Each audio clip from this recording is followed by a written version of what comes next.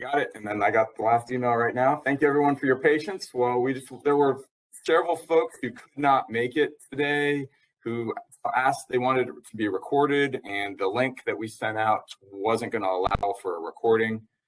So this one will. And I think we have successfully helped everyone get down the hall and into the new room. So thank you for your patience. All right. And so I guess I'll just, Adam, kind of lead off here with thank you. I see we've got quite a number of folks in attendance. Thank you for taking time to spend just a little bit of time with us talking about the microsimulation guidance, the new guidelines that are coming out. And we are gonna, this session, we're gonna kind of do the introduction, overview of the guidelines and what's in the guidelines. And there's 2 other sessions, but we'll get into more details here in a few minutes. And I don't know if you want to go on to the next slide. So yeah, so we're just kind of this is the welcome, and before we get on to the safety moment, I do want to check Scott and Jay and see if you have anything you want to say at this point before we move forward. Well, I guess I was quicker to get my video on than Jay. I just want to say thank you, Adam and Rob. This is a process that started over 3 years ago. It's been one that's been of interest for far longer than that, but it's been exciting to have partners in operations, traffic ops, as well as in highway design, interested in seeing these training sessions come together. And I'm delighted by 48 participants.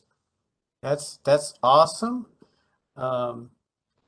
This program is going to be interesting, and shucks, there may be a follow-up to teach us how to use VisSim or how to use Transmodeler.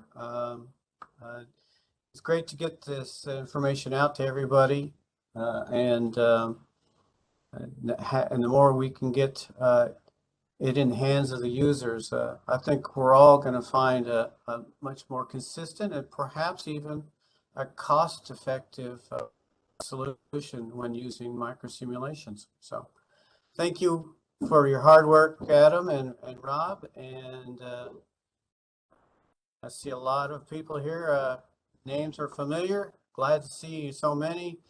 We could use up to 2 hours just to say howdy doody to everybody. But with that, I'm going to turn this back over to you, Rob. All right, thanks.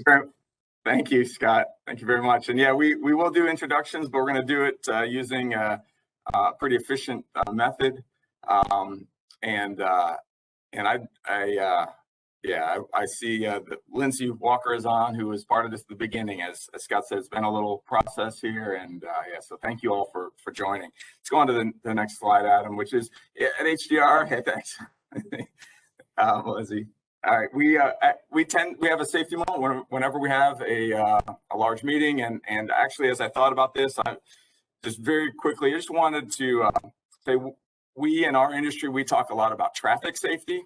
And I was struck recently when I heard the statistics, and this is a somewhat sober topic, but I thought, it's appropriate to just remind ourselves every once in a while. I was listening to the statistics on drug overdoses, and deaths from that are twice what they are from automobile from crashes. And it just struck me that we work very hard to reduce crashes.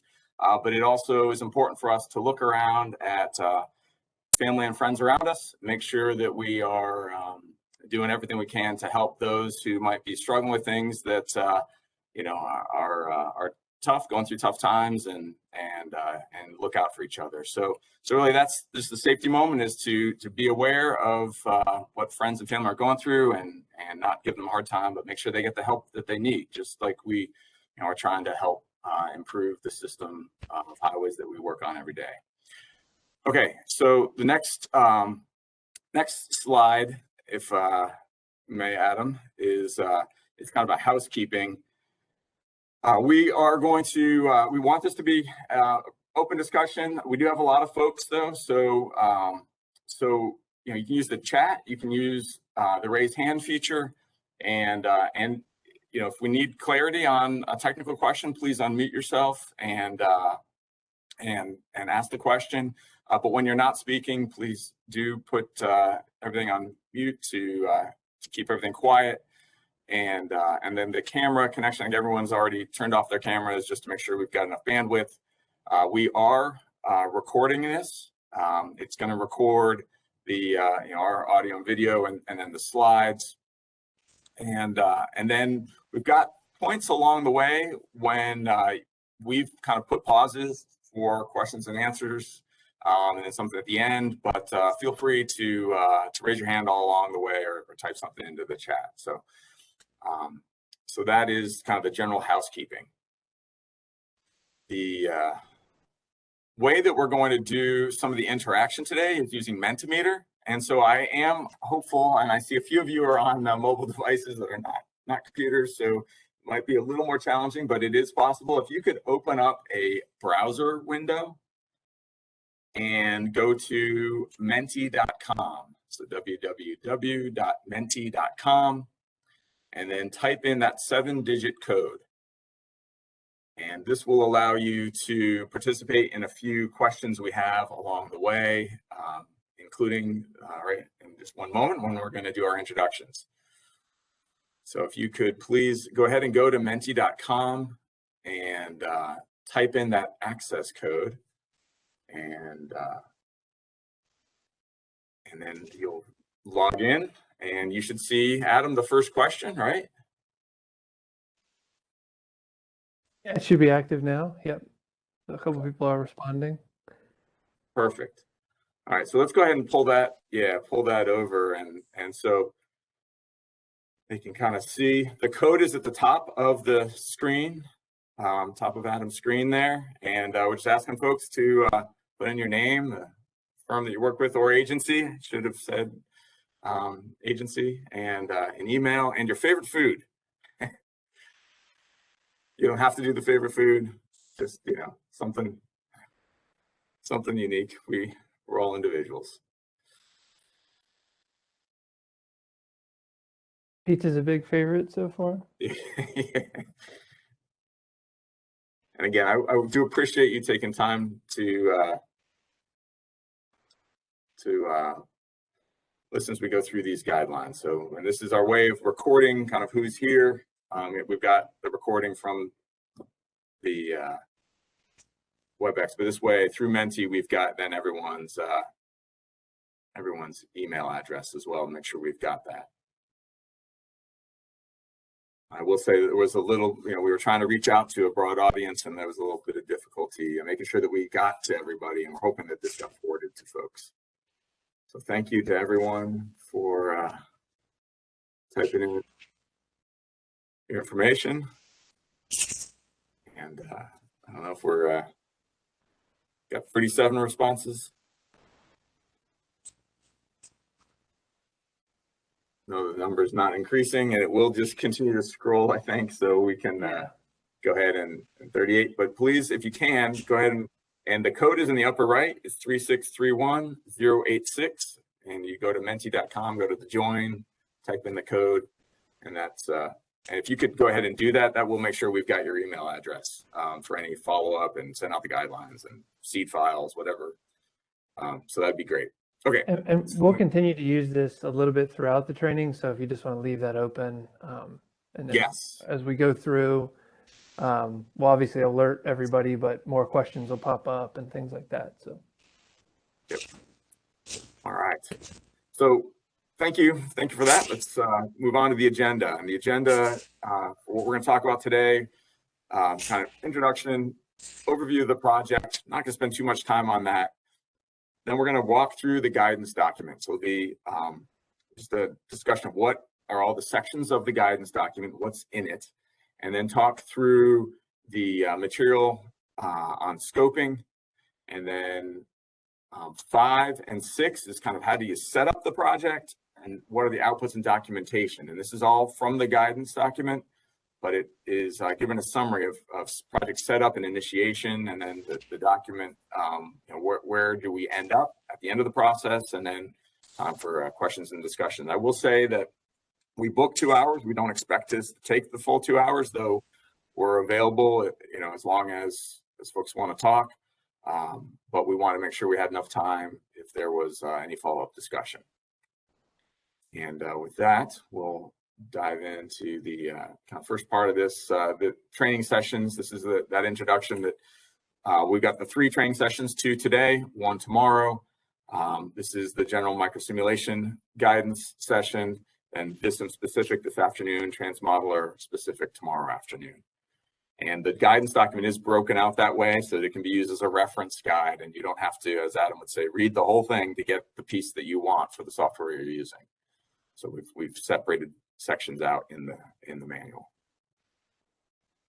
And the folks that have been involved from the cabinet are there, and Scott spoke earlier, but Jay, Connor, David, and Noah, thank you to all of them for their comments and feedback throughout and involvement, and it's been great working with them. And then the folks down below are folks that will be part of the presentation team for the 3 different sessions. So Adam, myself, Steve Speth this afternoon, and Jacob Weiss tomorrow afternoon. All right, so those are the folks that will be involved. And then these are the general goals for the training. For all 3, these are the goals for the training, basically awareness of the guidelines, and then information for project managers about the scoping and the documentation materials and things that are useful even if you're not doing simulation work.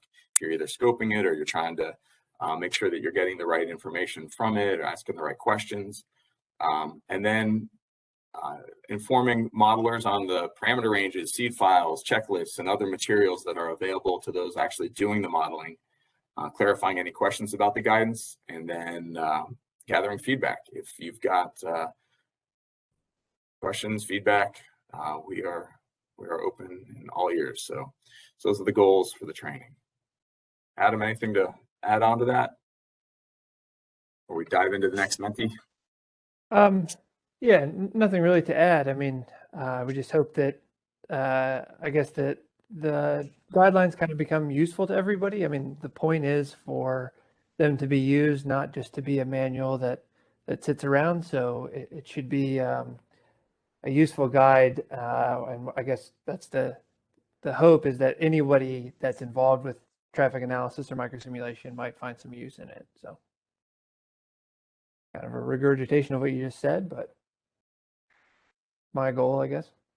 All right, so this is the next question for Menti. Again, the code is the 3631086. If you are not logged in, please try to get logged in at menti.com. And so got 5 selections. We just wanted to kind of have a general sense of folks' familiarity. So Adam will pull over the, everybody gets a dot. And 24, 30, 26 responses. Folks, another minutes, or another few more seconds, 10 seconds more, just to kind of see if we can hit 40 here.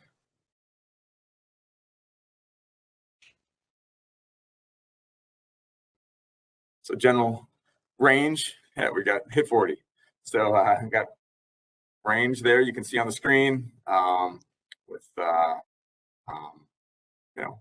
lot of people that are very familiar, and then with decreasing numbers in each of the other categories. All right, that's kind of what we were expecting, especially for this session. So very good. Well, thank you. That helps us know kind of who all is in the audience. And then this is the timeline for the development of the guidance, and just kind of left. We started this some time ago, as Scott said, and worked through the literature review, the scoping procedure, which we're going to talk through. We've had meetings with both Caliper and PTV at points along the way. And right in the middle, you'll see parameter analysis, where we did a lot of detailed analysis that led to the ranges that are in the guidance document, and in the we got a one-page summary of it. I also did some pilot project work, looking at how it might influence actual projects that have been completed. And at this point, the guidance document is very near to publication, and it's waiting for final approval to be printed, and we're at the training stage. So the work is complete, and we're just rolling things out. And files are available. And the seed files are available, the quick references available, checklist, all the materials that have come out of the project are now available. So with that, move on to the walkthrough, where Adam, hand it over to you. Okay, thanks, Rob. Yeah, I was just going to kind of walk through the guidance document, and these are really the chapter headings for the document. I have it up, kind of the draft version here as well. I can jump around in the actual document if that kind of suits what we're talking about, but I'll just kind of walk through the major chapters and headings and pause to talk about some of the key points. So as I'm going through this, there will be some things that we're going to follow up in more detail either later in this session or in the VISM or Transmodeler sessions more specifically. But if you have questions as we're going, or you want me to stop because I didn't mention something, or you're not sure if it's in that chapter, yeah, just please post a question in the chat, or try to get my attention. I've got it up on my other screen, but I'm trying to kind of coordinate between them. So yeah, the kind of the introduction of the guidance is just kind of the purpose and background. Talks about just the general introductory material of why is this important, what's going to be contained in this document, the value of establishing microsimulation standards. I think if anyone on this meeting has been a part of previous discussions or presentations we've given on this topic, or has read other standards,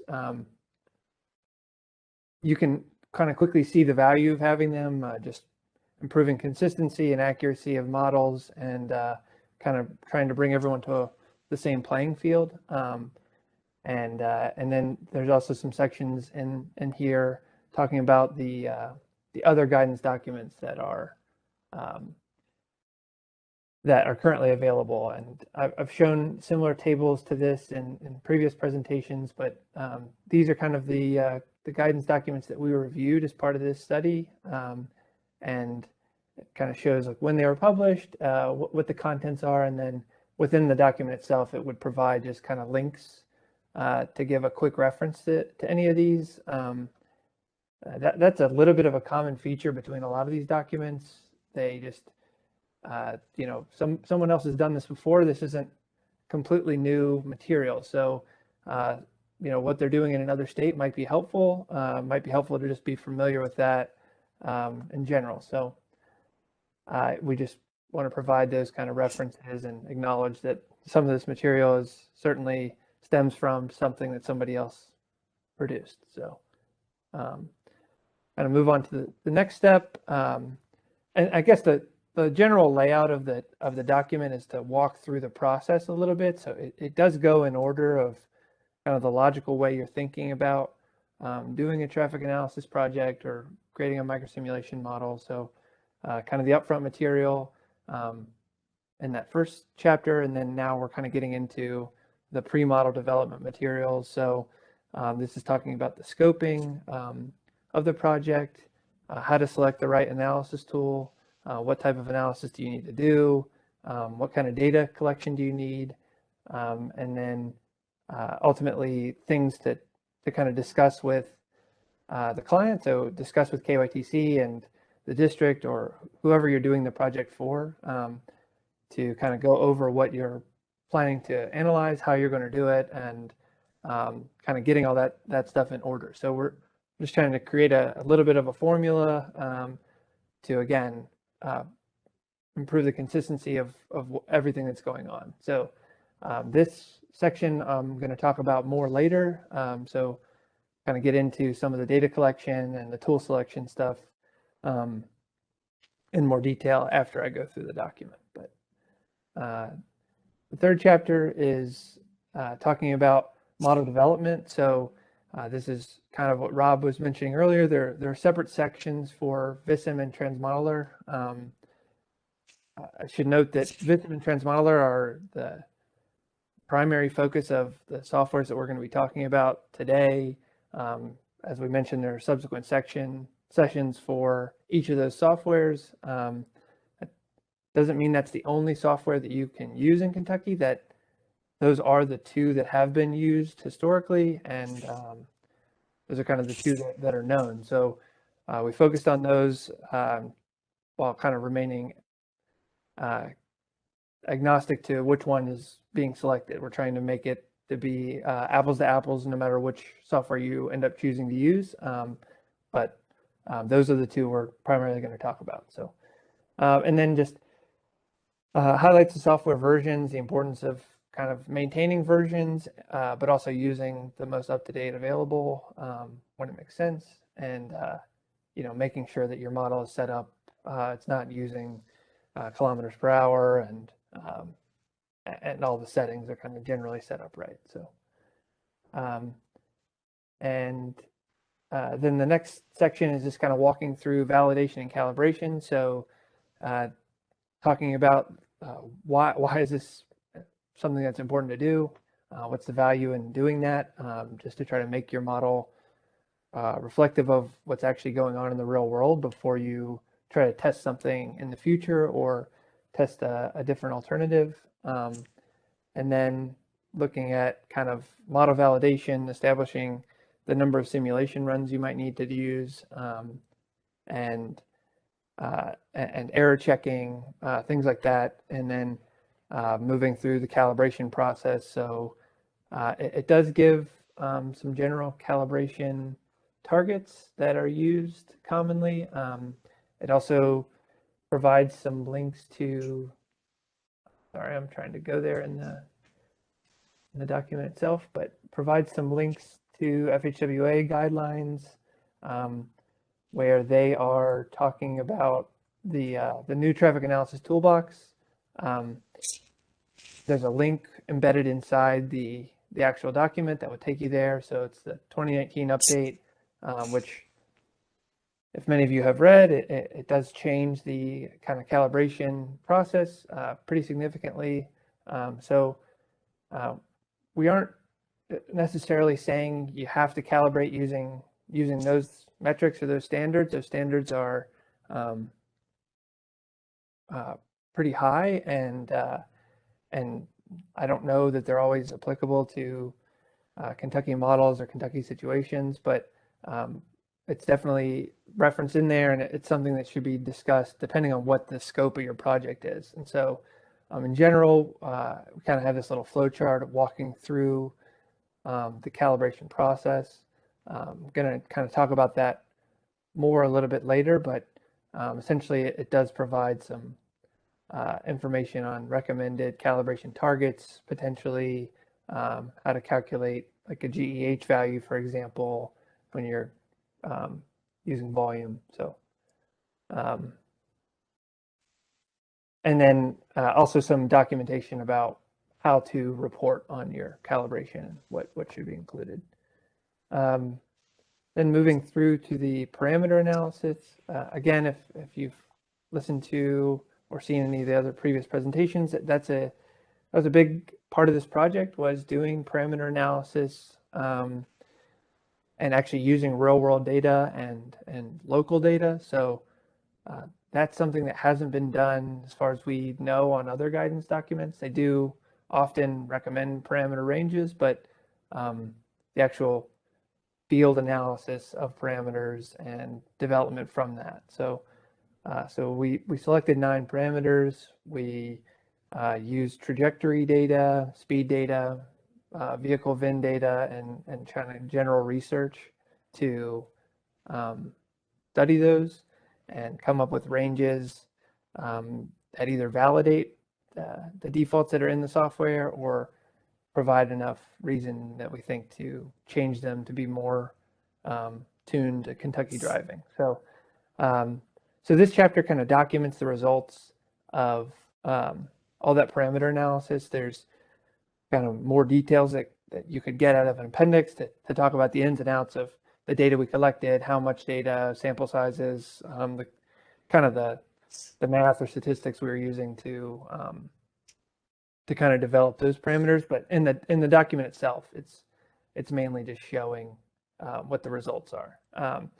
And then maybe the key piece for everybody, the CliffsNotes version, is this parameter quick reference guide. So I could just kind of show that really quickly instead of using all the charts that are in the document itself. I just created a little Excel file that kind of walks through each of the parameters that we analyzed and shows the results. So if you're creating a model and you're wondering about something, or you want to just check to see if you you imported the right values, or you want to copy and paste some of this stuff in, or compare it to what you have in your model, this Excel file will be linked in the document and available for people to download, and you could just keep that on your local machine or whatever, or go grab it each time.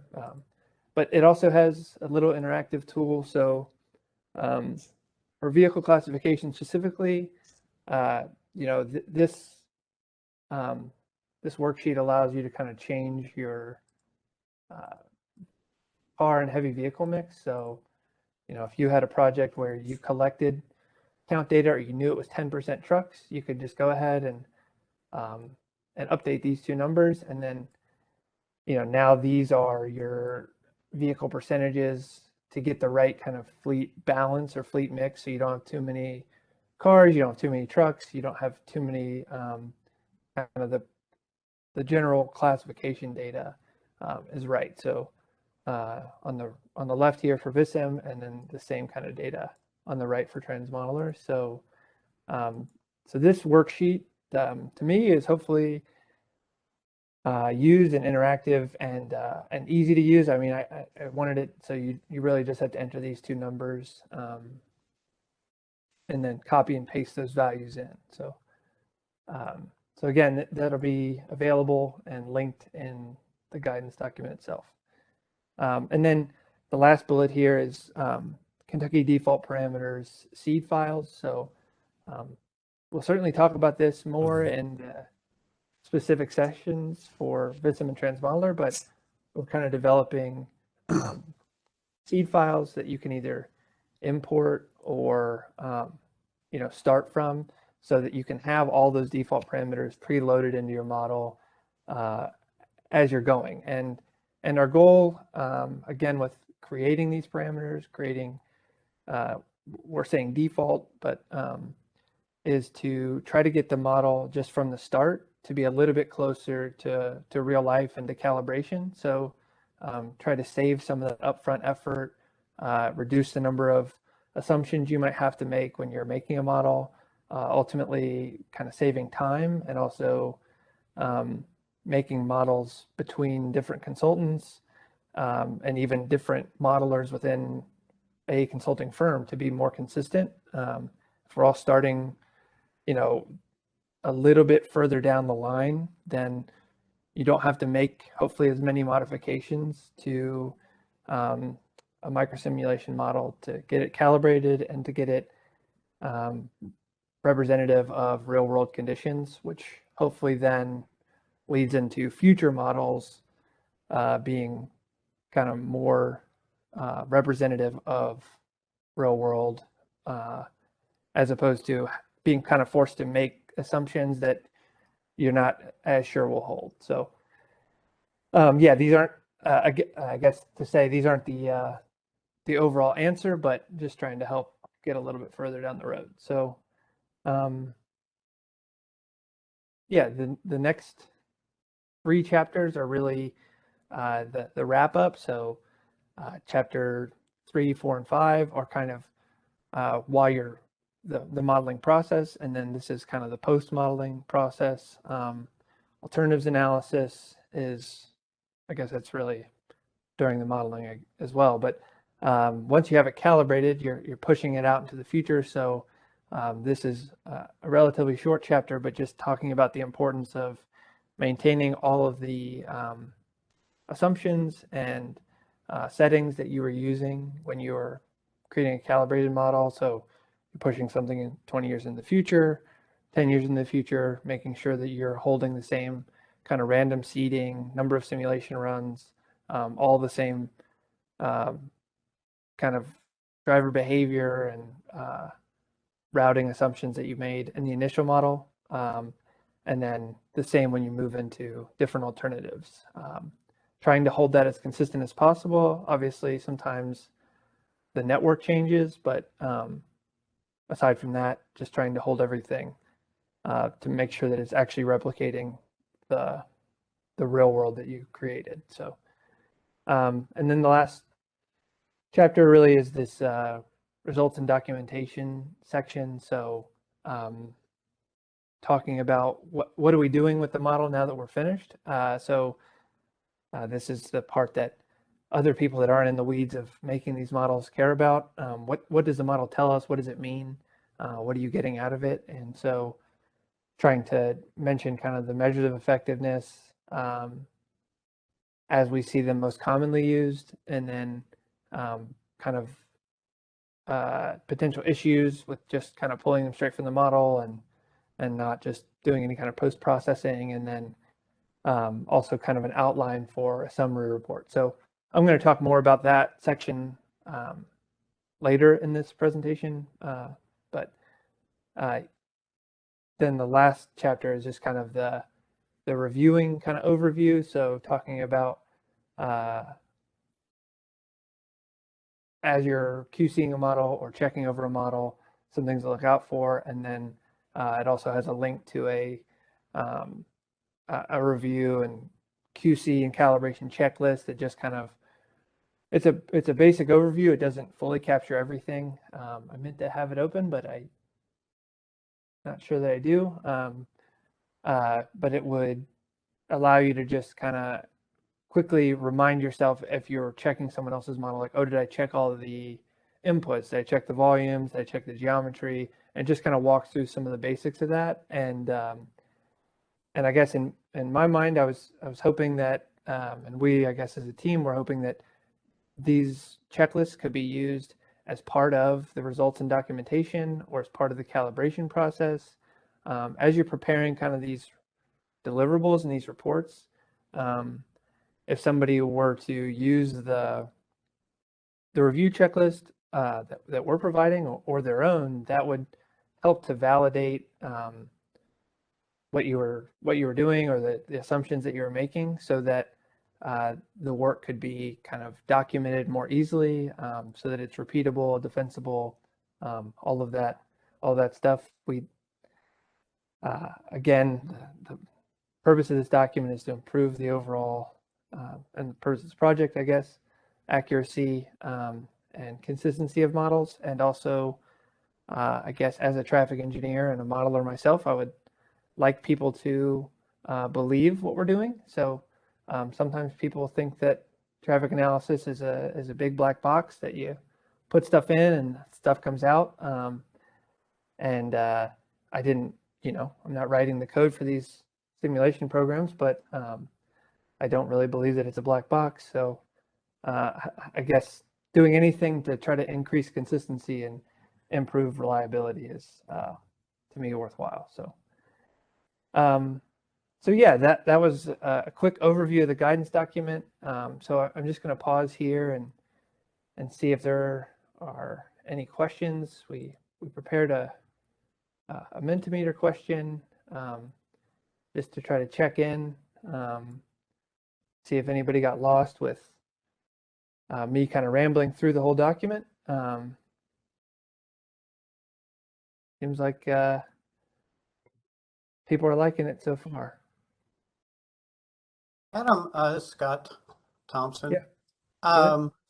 The documentation, is that going to be, is it in final?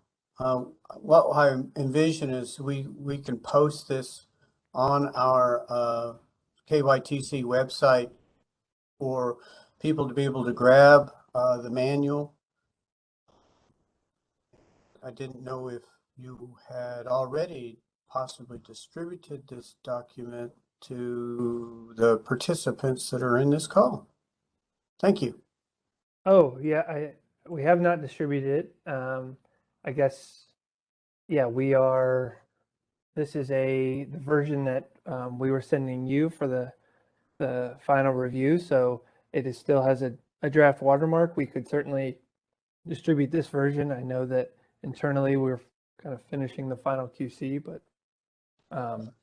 yeah, we gave highway. You all work fluently with highway design, and we also reached out to our traffic operations folk, and they were delighted with this document. Our 6th floor wished to make sure that different areas of transportation all were happy with it, and I'm glad to say that so far I think we are ready to distribute this document.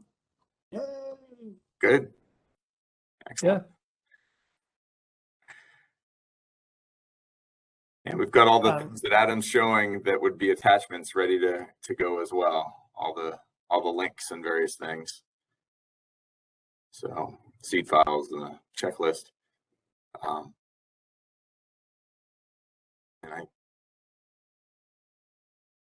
looks like everyone's ready to keep going, Adam. Good. But yes, I guess it hasn't been distributed, but based on our conversation right now, it should be soon, and we should work with Scott. We should work with you and whoever at KYTC will kind of be helping us create the website to host it, just because there will be several links to the document and the seed files and the other reference materials that we were just talking about. But that shouldn't be too difficult. We have the files ready to go, and gathering people's emails from this will also, we could send out another kind of email blast to everybody on here once it's live on the website. So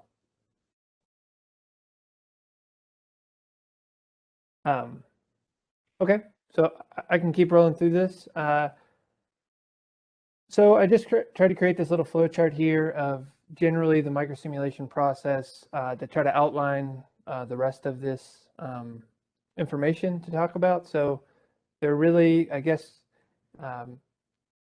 unofficially 4 steps that I'm kind of listing here. So you have kind of the project management, which is kind of going on throughout the length of the project, right? So some people who are not doing the modeling but are involved, we kind of want to address some of their concerns or questions they might have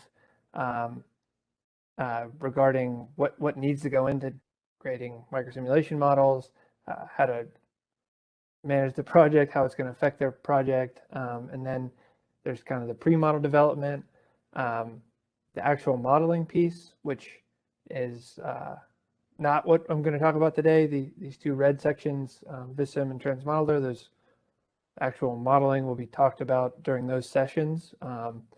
And we're splitting them up much like the guidance is split up, just because not everybody uses both pieces of software. And so we didn't want to create a 5-hour long training session that you might only be interested in 2.5 of the hours. So we have those subsequent sessions later this afternoon and tomorrow to try to cater to that. And then the 4th step here is kind of what comes after the modeling process. So I'm going to talk about 1, 2, and 4, and I'll leave 3 for the other sessions. But I'll kind of start rolling through this project management and project scoping.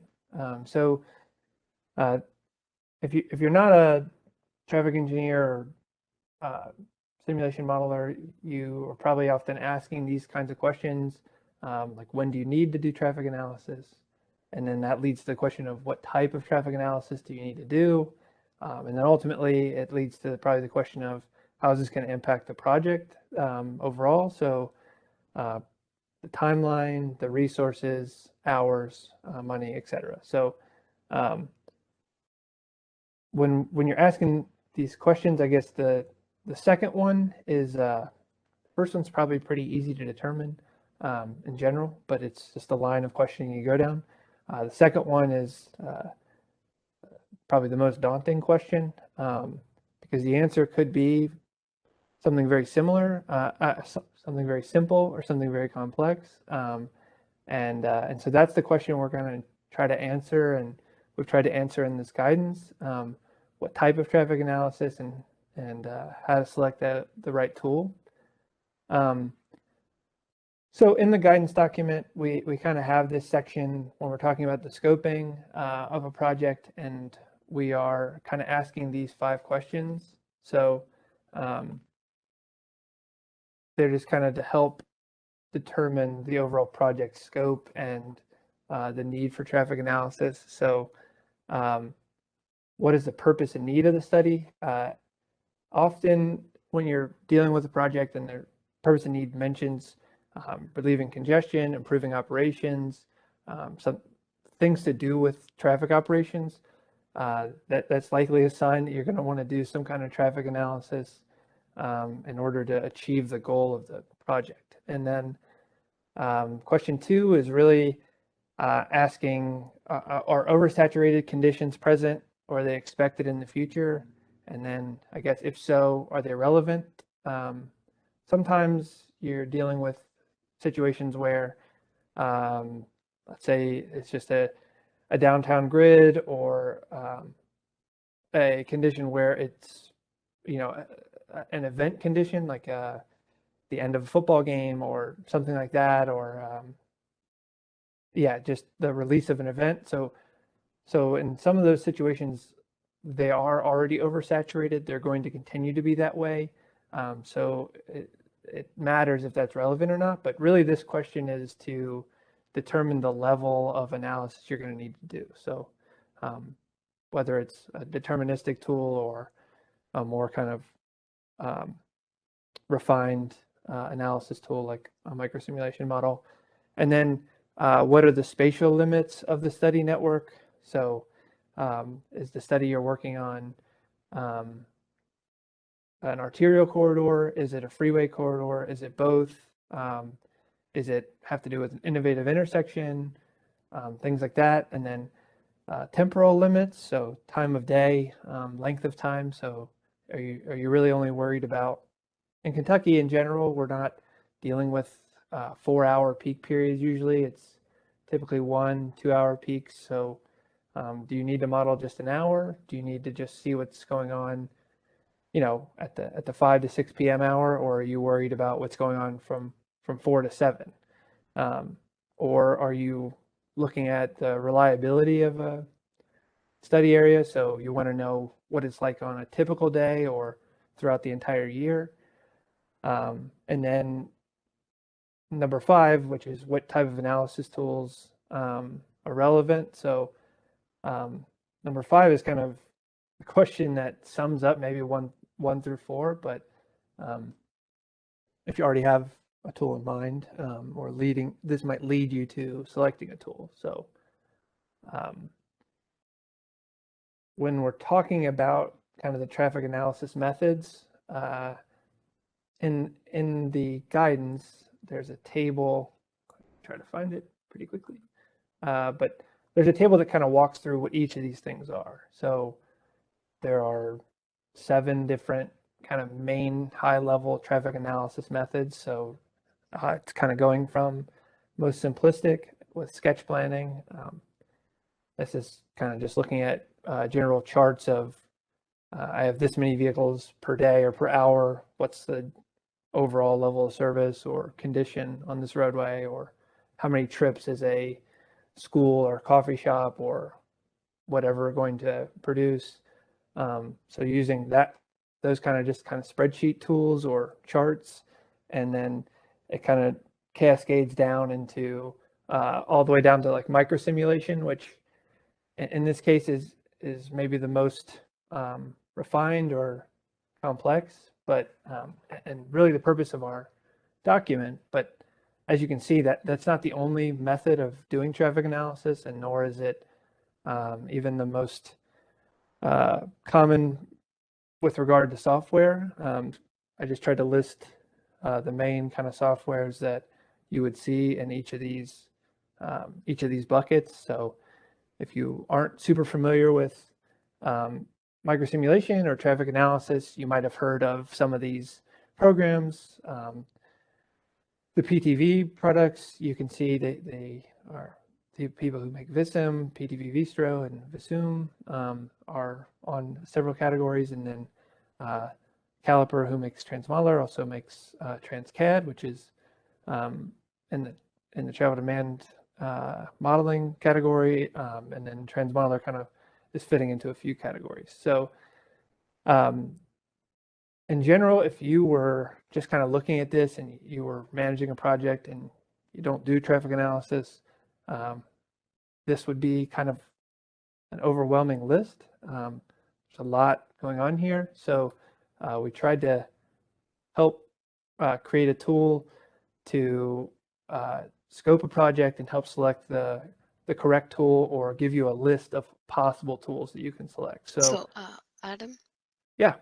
I have a question. Go ahead. So we have developed this software selection tool. Is this tool available in a publishable format, so we can put it in our website and the project managers, they can go and use it to figure out what kind of tool or what kind of analysis they want for their project? Yes, it is. So we just actually yesterday we're trying to test it, and on our side, we Microsoft Excel was updated since this tool was created, and Kimley Horn helped us kind of create this tool in the beginning. So we didn't know the ins and outs of the exact coding, nor do we have the password. So we actually reached out to Nick at Kimley Horn, who helped in the beginning of the project with Lindsay yesterday, and he kind of came through in the 9 p.m. hour to fix the tool, and I don't know how long it took him, but not much time. So so I have the tool here, and it was updated as of 12 hours ago. So it should be good to go now, and there will be a link in the guidance document for this software selection tool. So again, that will be hosted on the same kind of general web page as the guidance document and the other analysis files. But if you were just looking at this, on the web, you would be able to click this link, and it would take you to that Excel file. So okay, the Excel file is also available as standalone, or we have to go through the guidance document and use the link to? The link would just be to download the file. But once you've got it, you can hold on to it and use it, and we can actually send it out just like we send out the guidance document. So everyone can get everything individually. We all just wanted a place where if there's ever any updates or anything, that there's like a place where it is all hosted. But yeah, it is an emailable Excel file, and okay.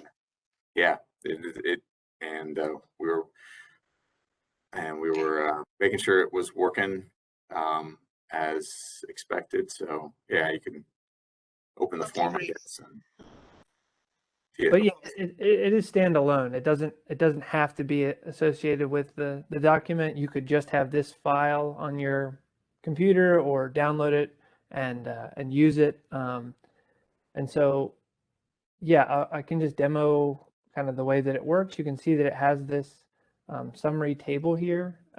This is a little bit of the output table, but if I open the form here, it should pop up, this window that's asking me a few questions about my project. So as I walk through, the project, let's just say I had a project that was just an arterial corridor that had 5 or 6 intersections that I wanted to analyze. And so when I'm looking at this, that's going to kind of fall into the interrupted flow category.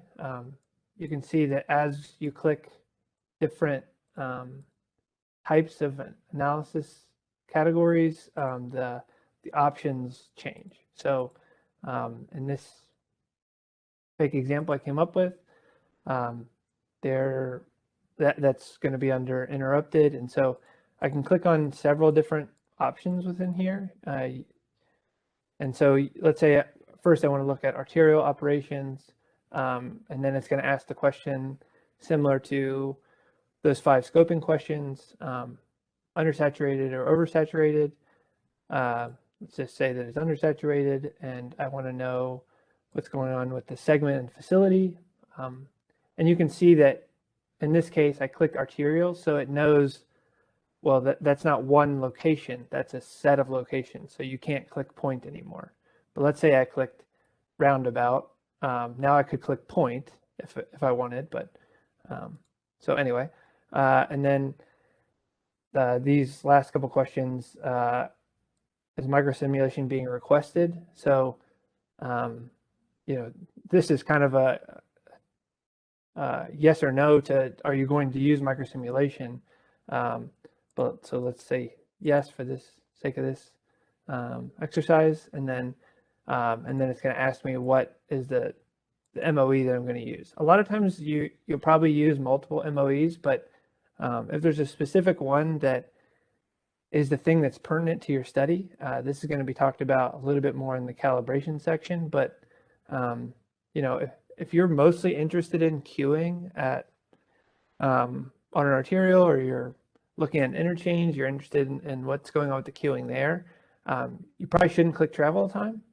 You should click the thing that's most of interest to you. So that doesn't mean you can't likely use the other things, but you should. We were talking about favorite food earlier, and pizza came up. Typically, wings are a byproduct of getting pizza. You don't typically order wings from a pizza place. So in the same way, this might be relevant to somebody. But so I could run through here with a multiple options. So I could come back and say, okay, I also wanted to think about a roundabout, like I was saying, and so what's important to me there? Okay, maybe delay is important at the roundabout, or maybe it's also Q. I want to see if it gives me a different answer. So you can answer with multiple options, and then hit close, and then so now you see both those two things I just put in create a line in this table. And then once I have that, I can click the calculate software options, and now it kind of starts to highlight what software, and potentially for what I asked it, what is the metric that I should be looking at. So so for Sidra, Sidra is the primary roundabout tool that's used if you're not using microsimulation. And so when I clicked roundabout, it recommended Sidra, whereas up here it recommended kind of the use of SimTraffic, but then it also is recommending using these microsimulation tools. So rarely is this going to give you just only one thing, but it'll often give you a series of options to which you can choose what makes the most sense for your project. So Adam, because you picked that simulation was requested, it picked simulation for that first row. If you had not checked that, sure, it would have given you some of the deterministic options. Yeah, so maybe just do that and do the same. Yeah, so and then I'll also do oversaturated. Yeah. Just to show that. And then if I calculate the software options, so now it will since I clicked no to the microsimulation required, it's saying, hey, you don't need to use that. You could use HCS or Synchro maybe for looking at an arterial corridor. Yeah, but then the second I click that it's oversaturated, it does change its mind to say, well, then even though you said you didn't need microsimulation, that's really the way you should be looking at an oversaturated corridor. So it looks at all the different factors, yeah. So. Oh, sorry, there's a question in the chat, sorry. What if you have a combination of interrupted, uninterrupted? Oh, yeah, so that's a great question. So the question, I don't know if everyone can see it or not, but if you have a combination of interrupted, uninterrupted, you could run through and do it twice. So you could do interrupted signalized intersection, let's say, and then you could run back through and do another kind of freeway example. So that's for if you're studying a freeway section that has interchanges. And if you do that, you're going to have two lines in the table, and it's going to give you a series of options. And likely there's going to be overlapping options. So in reality, I'll kind of maybe give away a bit of what I was going to talk about later, but if you have to look at both of those things, that's some of the benefits of microsimulation. As far as I'm aware, there's no other tool that can look at them together. So aside from Vissim, Transmuller, Aimstun, any other microsimulation tool you might use, there are tools for looking at uninterrupted conditions and interrupted conditions, but those are the only tools that really allow you to, in one file, look at both things. So, in HCS, you can look at intersections, you can look at freeway corridors, or you can look at highways, I guess, but those are all in separate analysis tools. Synchro is not really a tool for uninterrupted conditions. So yeah, I guess the recommendation is that you would end up running this through twice. So you'd run through two different scenarios. Adam, Tom's got there's a note in the chat that the next version of the highway capacity manual will have a deterministic method to evaluate freeway, segment ramp, and ramp terminal intersection, all of the systems. So in the future, maybe to roll them together, and if assuming highway capacity software follows suit and implements that, that will begin to change that, something that's been a limitation for a while. Yeah, just wanted to set the record straight. Yeah, thank you, Tom. Yes. Yeah. So that will be a good addition. Any Tom, while you're talking any timeline on that? Well, the bigger question seems to be what are we going to call it? But supposedly the next update to the HCM was going to be out sometime between now and the end of the year. The research that has developed the methodology has been completed, and there are computational engines. There's actually a working version of the HCS that will do the analysis. The question now seems to be, as of late, is will it be HCM 6.1 or will it be HCM 7? Because there will be some significant changes to it, but probably we'll know the answer to that by the January TRB annual meeting. And of course, the next version of the HCM will have an electronic option where you can get it in either an EPUB or PDF format, or the printed version. The three-ring binder version of the HCM will go away with whatever we call the next edition. So it's going to be multiple bound copies, as we have seen some other documents go. That's the latest from the HCM front. Excellent. Thank you. Yeah.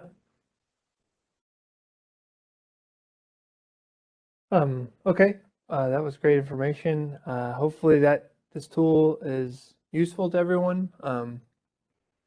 Again, it's these are tools. These aren't do the work for you kind of thing. So it's just trying to help you get a little bit further and create a consensus of knowledge between anyone using it. So I was going to have another pause here. We've kind of taken a few pauses, but I can just kind of make sure and check in here with another Menti question. We have a lot of people in the group, so.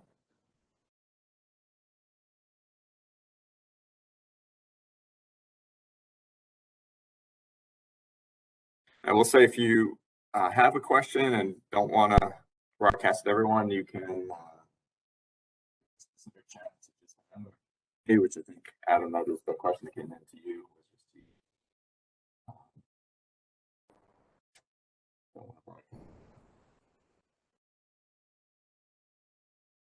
Oh, right. Yes. So yeah, the chats don't have to be public, and so the questions can just come in privately. And I'm now realizing that the question that was asked was a private question, but I thought it was a good one. So yeah, no, it's good. I think we can then repeat it to everybody. So all right, sounds like everyone's good to go.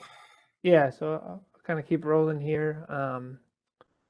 So I'm going to kind of walk through a little bit of the more of the project management, and then kind of the wrap up of what to do with the project. So data collection is a big part of microsimulation.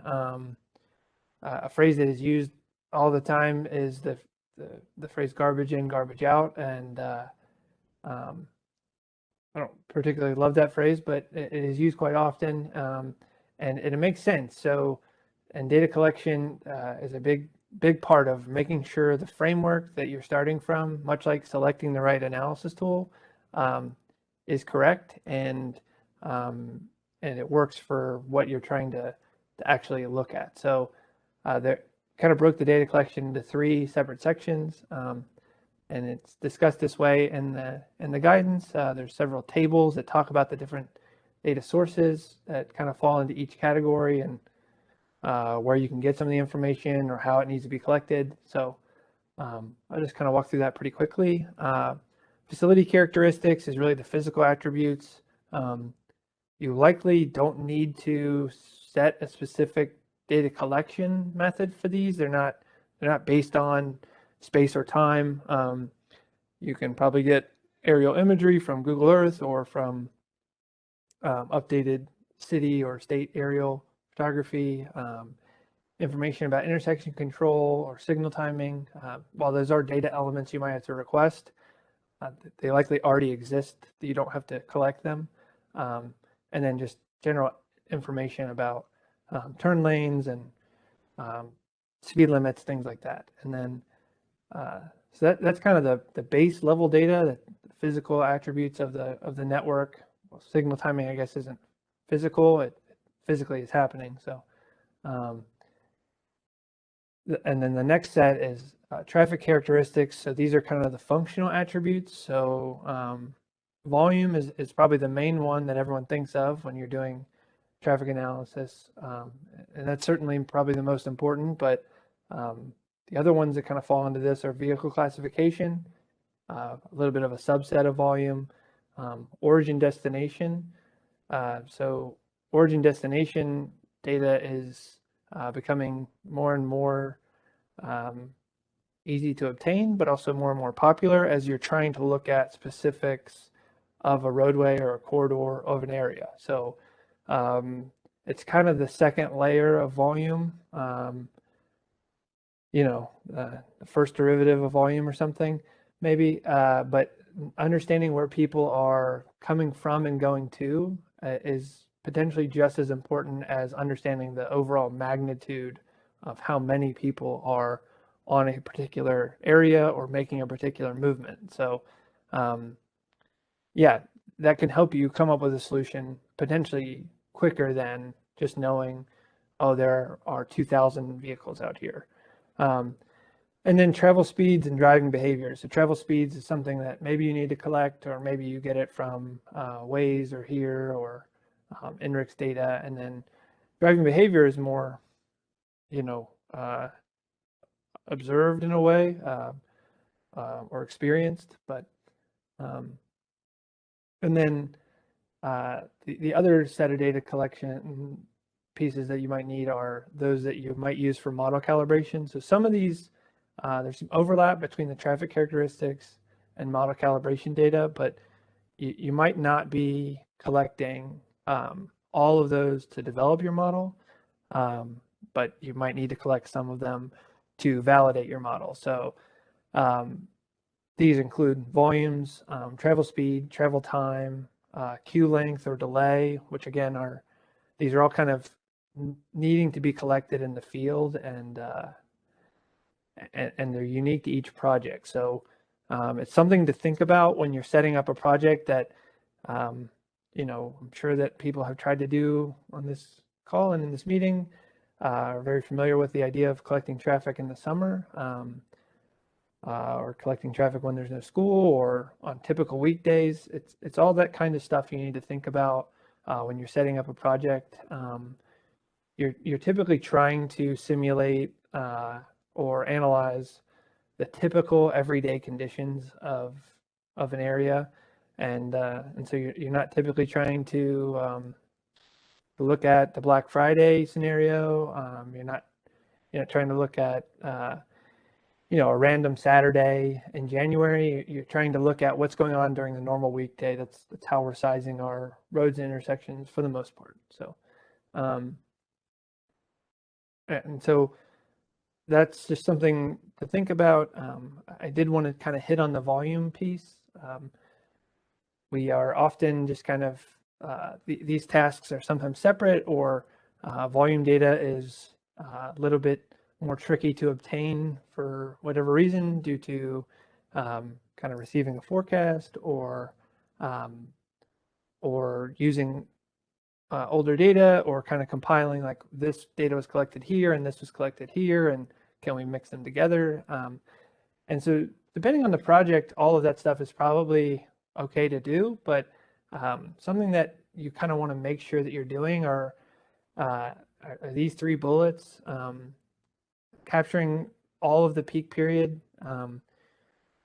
You don't want to be looking at your data and then seeing that everything is going up, and then you stop collecting. So like, oh, we're collecting from, we thought the AM peak period was from 8 to 9, but at the end of the hour was the highest volume that we had. Like, well, it might be continuing to go up. So you want to make sure to capture the entirety of the peaking period.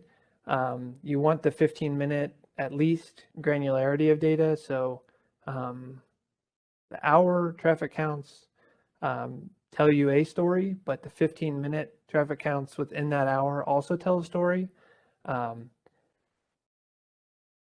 And they can tell 2 different stories often. You can get a better picture of what's going on if you knew what was going on at a more granular level. And then the spatial extents of the kind of extending beyond exactly where your project ends. So getting either one intersection or one segment beyond the actual analysis area is typically helpful, just to understand like what is feeding in or feeding out of the study section that you're going to be doing. So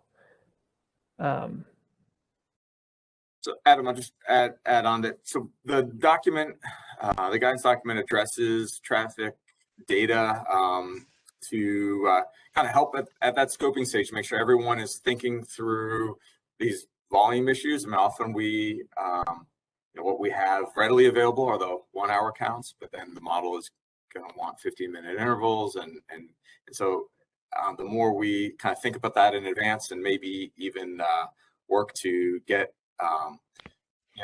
what counts that otherwise would have been done in hour intervals, done in 15-minute intervals.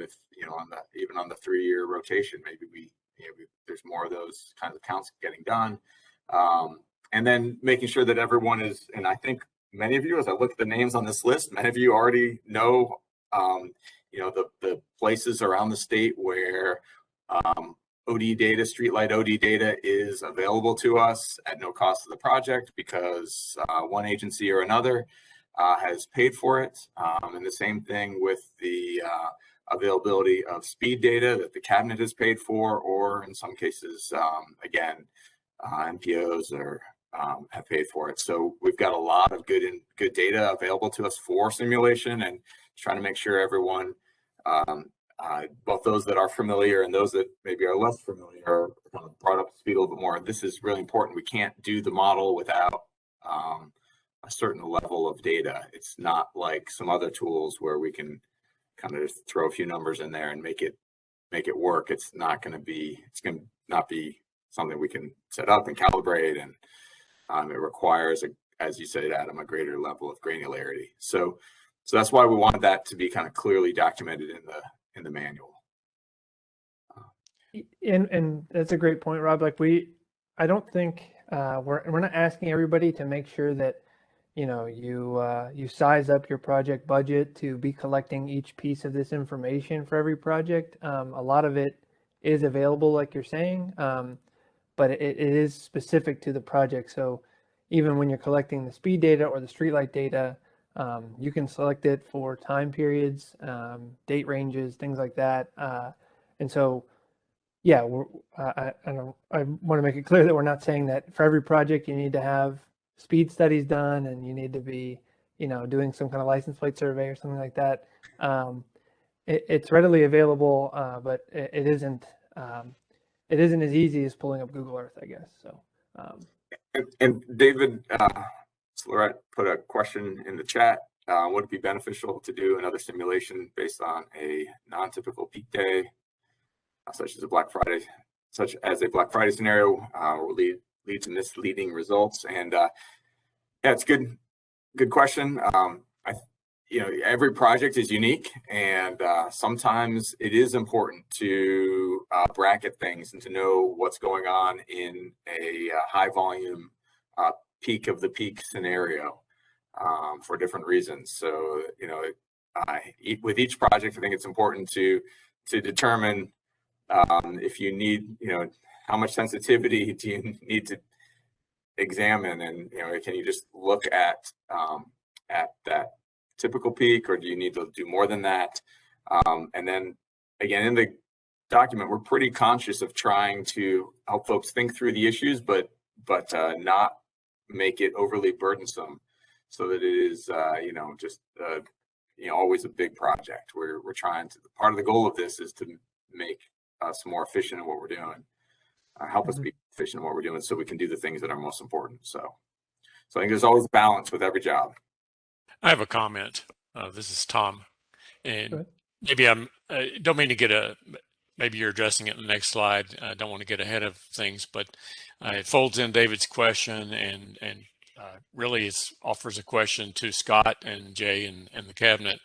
The revision to the FHWA Traffic Analysis Toolbox Volume 3 advises collecting a lot of data, like maybe a week of traffic count data or 2 weeks, and then performing a cluster analysis to actually delineate the periods, the analysis periods, and then select from that. So that's a step beyond what we've all been classically trained to do about an AM and a PM peak period. And so does the document address that? And also, Scott, what's the cabinet's position on this? Well, the FHWA's tool has been a moving target to keep up with for a while. It has a lot of detail for those who are people who like to get into the weeds. And they're also trying to cater to a wide range of conditions that, frankly, we probably don't experience in Kentucky to the extent that some places might. Friday afternoons, if we really wanted to get a peak of a peak, is traditionally our worst day. That was based on ATR data that we've reviewed over the years. I don't, when you start collecting a week's worth of data, you're going to blow up budgets. And a lot of projects don't have that much money, basically, for just to do the forecasting. It's part of the reason why we have as a cabinet have encouraged that when scoping a project that you bring together the modeling subject matter experts, the forecasting, to try to right size the data packet for a project. Yeah, if we followed Federal Highway's direction, we would need to add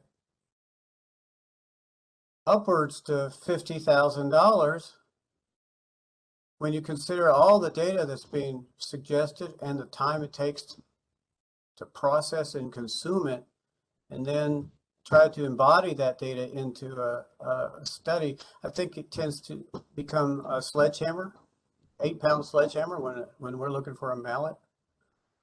But we're open to what the community of modelers feels is appropriate.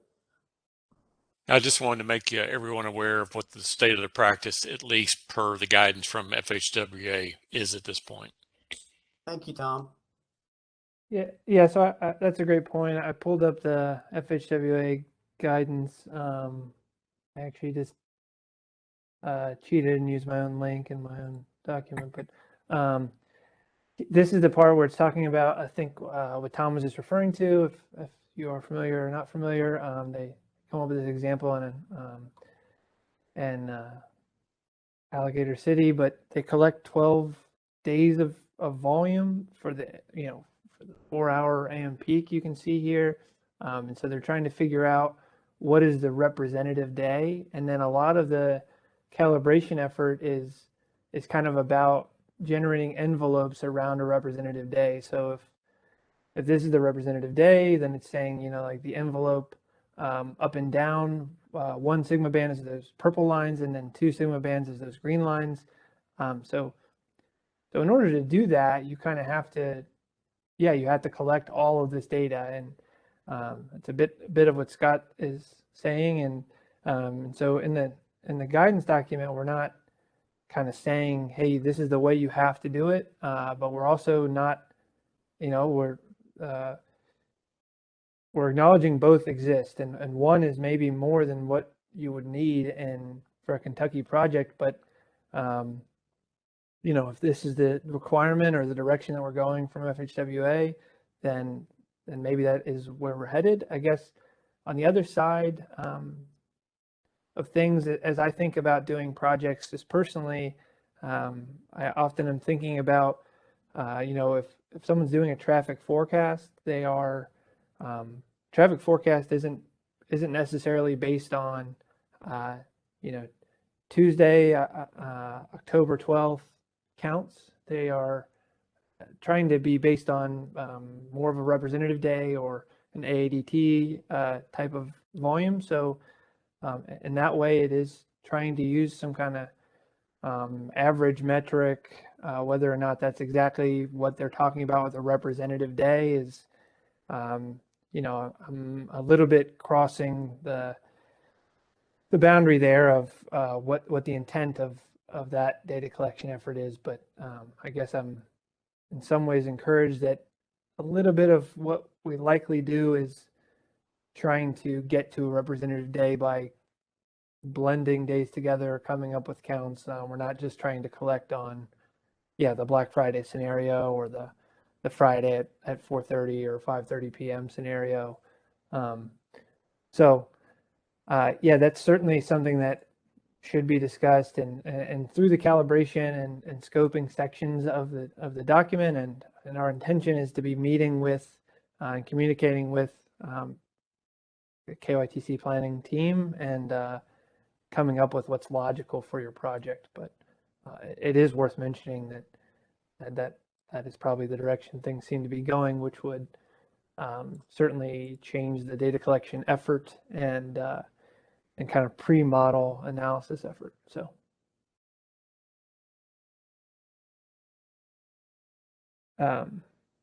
Good discussion. Thanks for bringing that up, Tom.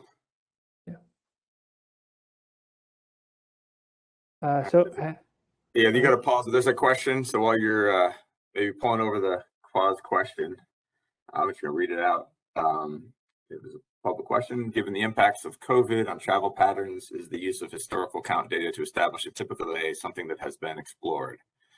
And I don't know. I think a lot of us on this call have had different experiences with what we've been doing with setting both, what the baseline is, what the kind of the existing is, and then future projections because of COVID. I know that with each project, this is a topic that kind of comes up, and we discuss it during scoping and how do we want to handle it. And literally, I think we're slowly switching from, well, let's just use 2019 to let's come up with a new 2021. And I know a lot of times there's look at several years, see if 2020 is an outlier, should we be using it? So the whole historical count information and its usefulness for projecting future volumes is at least, Adam, I know in the world that we're, all the projects we're working on, that's almost an every other day discussion on something. Right. And I guess I'll just open it up. We did want folks to speak up if someone else has a thought on that, has a different experience. So I just kind of, working through on a project by project basis as to what seems to make sense for that particular geographic area and the data that we have available to us, or can collect. What anyone else have experiences that they think are worth mentioning to this group?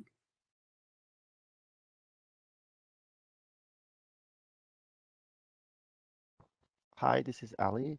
I'm gonna refer to one study that Dr. Bihat conducted in University of Texas, Austin, and the title of the paper is "Why COVID-19 Won't Change Long-Term Travel Behavior."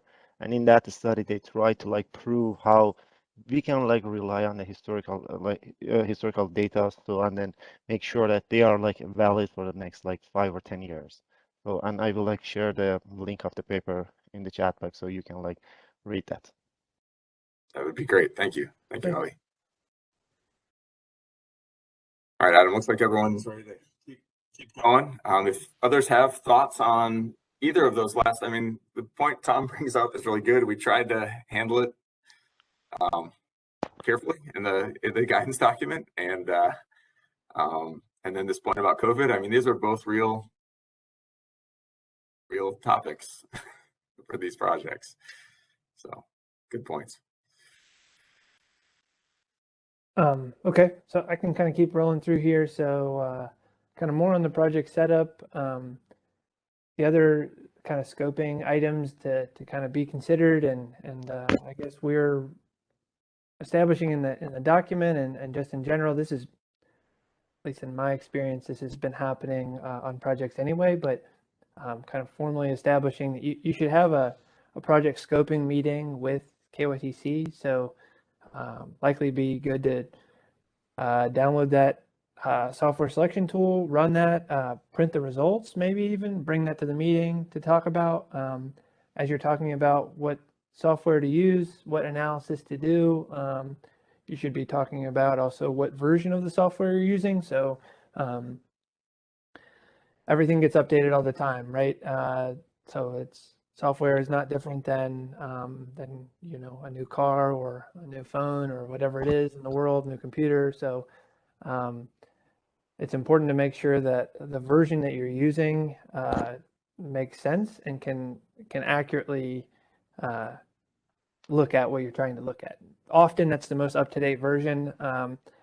Again, just being realistic, I guess, on a project level.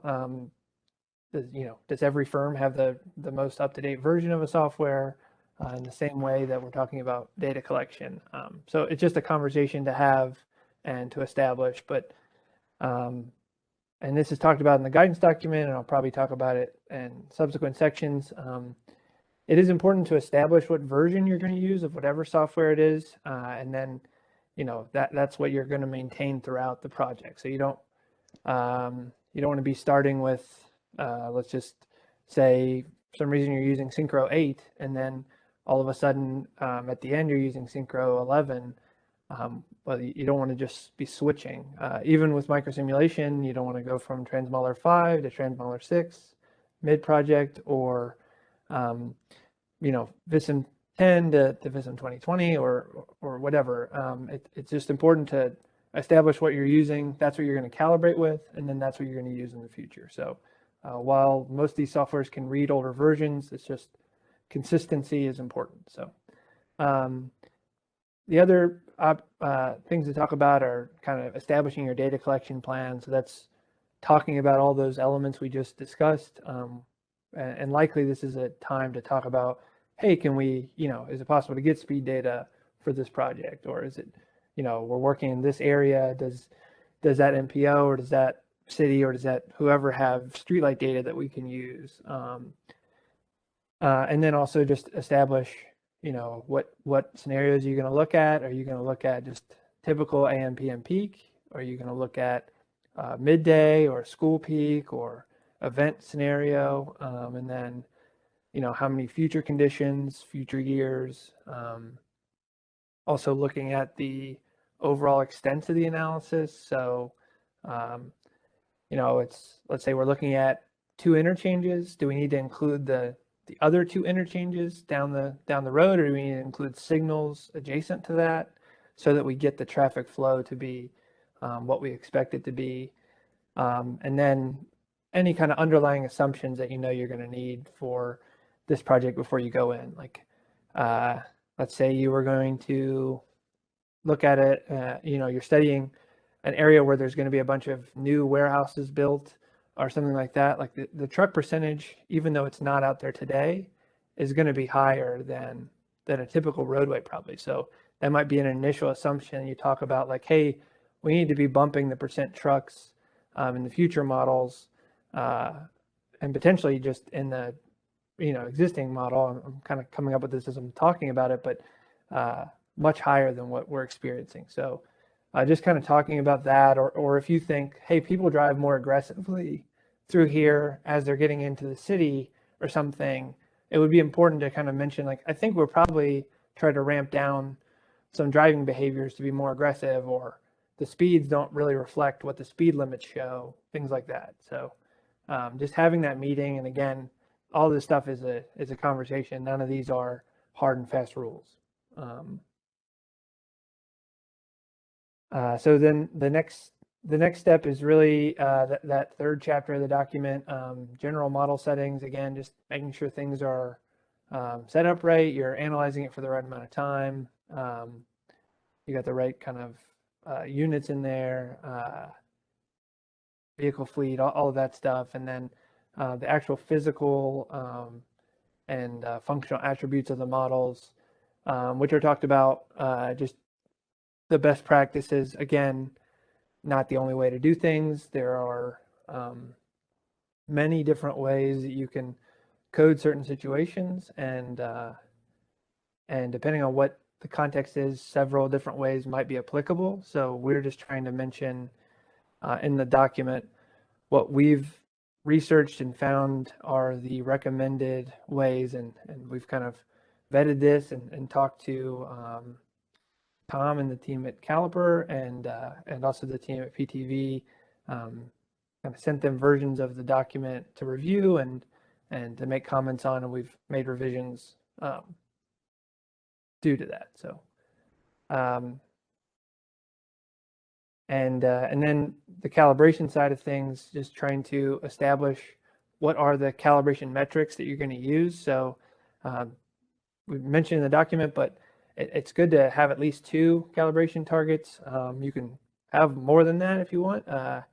It does kind of become a little bit harder to do, but 1 is maybe too easy or doesn't capture enough. So the most common one is usually volume. That's the thing that's typically the measure of traffic analysis, is volume or throughput. So that's usually the most commonly used one. And then the second one should be probably something that pertains to what you're trying to study. So again, mentioned using, if you're trying to look at queues, and if an interchange or something, if you're afraid that there might be spillback onto the main line, using a metric like average travel speed or travel time might not be the most applicable. And likely if you're just looking at a freeway scenario that is not incredibly oversaturated, queues are probably not going to tell you very much. There might not be any queues out there on a typical day. So look at what you're trying to accomplish, what the purpose and need, or just thinking about the project. What is the goal we're trying to, achieve, and make your second or third or subsequent calibration measure according to that. And then the discussion of the calibration targets, that there are some calibration targets that are given in the guidance document just for typical measures, and also, as we've been talking, there's the reference to the FHWA updated document, which also gives a lot of information on calibration. It does obviously have the more in-depth analysis process and identification process, but I think that, again, this should be part of the discussion and documentation of your work. Like what makes sense for your project, what makes sense for trying to make it representative and make it achievable and reproducible and defensible. So just kind of keeping that in mind and keeping that logic as you move through the project. And then there's some discussion of how to document the calibration process. So there isn't a strict format or report, but again, if you pass this to somebody else to review, like you're going to pass it to the cabinet to review, could that person kind of follow the trail that you went down to get to a calibrated model? Could they, knowing all this documentation, could they take a base model similar requirements and then get it to the same calibrated model? It's just a way to kind of show what's going on, and so you're not making any kind of weird assumptions of like, oh, well, to get it calibrated, actually up the speed limit on this section by 20 miles per hour. Well, that's not really going to do too much good in the future when you have more traffic and everyone's going way faster. Like you just need thinking it through, and making correct assumptions or making logical assumptions is important. So I'll keep going, I guess. And so then this is the kind of summary slide for what to do after the project. After you finish creating your models and you have your results, there's some documentation about how to report these results. A lot of them kind of export to tables. Sometimes you can export them to kind of plots, so speed plots or kind of queuing plots, or I guess even volume plots. I have more associated volumes with tables or charts, but kind of exporting these out and then making use of them. So making sure to document again, the measure of effectiveness that makes sense for your project, as well as just general metrics. So often when I'm doing models, I'm pulling almost everything, just because I don't later want to then be questioning like, well, I know that all the speeds seem right and everything looks good, but somebody asked me a question about queue length, and I have to like say, okay, well, I need 3 days to rerun all these models because I didn't collect the queue length, for example. So I'm usually collecting all of this stuff, but and maybe everyone else is too. But yeah, it's just good to have establish what your measures of effectiveness are and how you're going to report them. And so that's just kind of outlined in the document in general. And I think everybody has a different way of doing this. So we're not saying like your report needs to look like this. It needs to have a 3x5 table that says this. It needs to have these types of graphs. But yeah, just trying to give some general guidance in doing that. And then this is just kind of a summary of the final report that you should have documented of your analysis process. So again, no formal structure, but these things, a lot of this stuff, step one is already really documented in your scope, scoping meeting minutes probably, or just your general scoping of the project, and then the calibration memo, and then kind of what your results are going to be. I mean, the purpose of doing the model is to kind of get to part 3 and part 4. So that's the new stuff that you're doing at this stage, but that's been what you're working toward. So, and then having a digital appendix is just something, again, we're recommending to do, just to, again, have all this documentation, but also have the files available so that other people can review them, or they could be used for future projects or to test other scenarios and what have you. So Adam, I want to just jump into that, and I think everyone can tell from the way Adam is talking about each of these elements that we tried not to be overly prescriptive in the guidance. Right. We tried to leave room for each project team to make good decisions for their project, what is needed for this project. Every project is unique, but we did try to give guidance. So make sure you think about these things. Make sure you are looking at these various items and thinking about it in this way. But then we leave final decisions essentially up to the project team, and didn't want to make it too restrictive so that you are forced to do things that you don't think you need to do for a project. But at the same time, we've laid out kind of a good plan for doing projects in general. So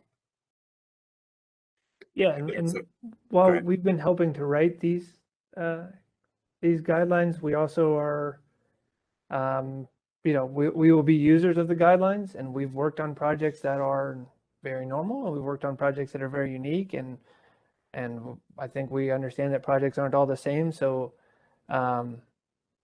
we were trying to think of ourselves and others and be favorable to that. We don't want to lock everybody into this is what you have to report, this is what you have to use, because that's not likely, the story for every project. So I'm not trying to be wishy-washy about what we say or what we don't say, but that is kind of our stance throughout the document. We're not saying you have to use a certain model or collect certain data, but it logically kind of is hopefully documenting what you should consider and things to think about. So be thoughtful about it. Be very intentional, thoughtful, and consider these various items. So Adam, there's another question in the chat, and it goes back to the FHWA guidance, and are you currently using the updated Traffic Analysis Toolbox 3 calibration guidance? Right. So yeah, that's a bit of what we've been talking about. There's a section in the document here. Okay, doesn't want to get wider. It's talking about calibration in general. We're kind of mentioning the update to the Traffic Analysis Toolbox that I just stuck through on accident. So I won't take that out, but and then the link to it. So all of this information is in here, and we are kind of recommending that people are familiar with it, people understand what's going on, but I guess we're also not saying that's the only thing that you can use. I think these are from the previous version, or a lot of these metrics. These are metrics that we kind of looked at the other guidance manuals. So so the ODOT, FDOT, Wisconsin DOT, Iowa DOT, I think Washington DOT also has shares some of these metrics. So this is what I've typically used in model calibration. One or multiple of these, and then that's what's in the 2004 Traffic Analysis Toolbox as well, I believe. So yes, in multiple ways, I guess. Scott, I see you turn on your camera. Well, I just wanted to, as we're kind of wrapping this up, we've got a lot of subject matter experts here who do great work. And one of the things that's been a black eye with what we hold dear in our efforts is the lack of consistency. And some people who are into project managers or decision makers who in the past have seen the results from forecasting and modeling change each time it's touched by perhaps a different consultant, might not realize how important the input data that we have at the time that our work is completed, how much impact it has on the results that we generate. The purpose for the documentation is to tell the story of, and based on the best information available at the time of the study, that this is the result. That way, when another consultant or a second phase comes around and the answer changes, we can see why the answers may be different. Recognizing the variability in each and every parameter we work with, we make each one of our experts credible. And I think that's the key that we all have had in the back of our mind is how do we make our work credible and defensible? And the documentation that the HDR and Kimberly Horn have worked so hard on for 3 years, it's wonderful to see it come to fruition. Is it done? No. It's a moving target, just like the FHWA tools. They change, and we'll be moving along. And as we get more input from the users, we can work on version 2 of the guidance manual.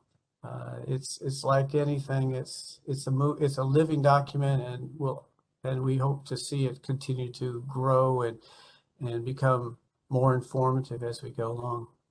I appreciate you make a mention of Lindsay Walker's effort early on in this process, and I'm glad to have her here in there following up on all this, that she was part of the first to start. Thank you. Adam, if you want to pull up the last opportunity for folks to put in questions. This is the end of. Oops. Yeah, go. You want to? You can certainly type it into Menti if you've got questions. You can unmute yourself. This is really the end of this session. We didn't think we'd go the full length, and we're done. But the discussion has been really good, and I think several of the things that have been brought up is several of the items brought up are good things for us to continue there. Scott said that the conversation is going to continue, on the data, the calibration, and so the tool versions. And I know, Adam, I remember. Yeah, I guess it's this afternoon where we're going to talk about some of the tool version issues that some versions do more than others. So yeah, it's an ongoing conversation. Sure. Yeah, I mean, the other guidance documents, I've read most of them, potentially all of them to some capacity. A lot of them have been updated or relatively new. So they haven't been updated yet, but they will be. I think that the Oregon one I can think of, maybe the Florida one, and maybe Virginia. I think those have all been updated. So, it makes sense as you're doing more of this type of work, as it's getting more detailed, as you need more data or requirements, that there will be iterations to this as well. So.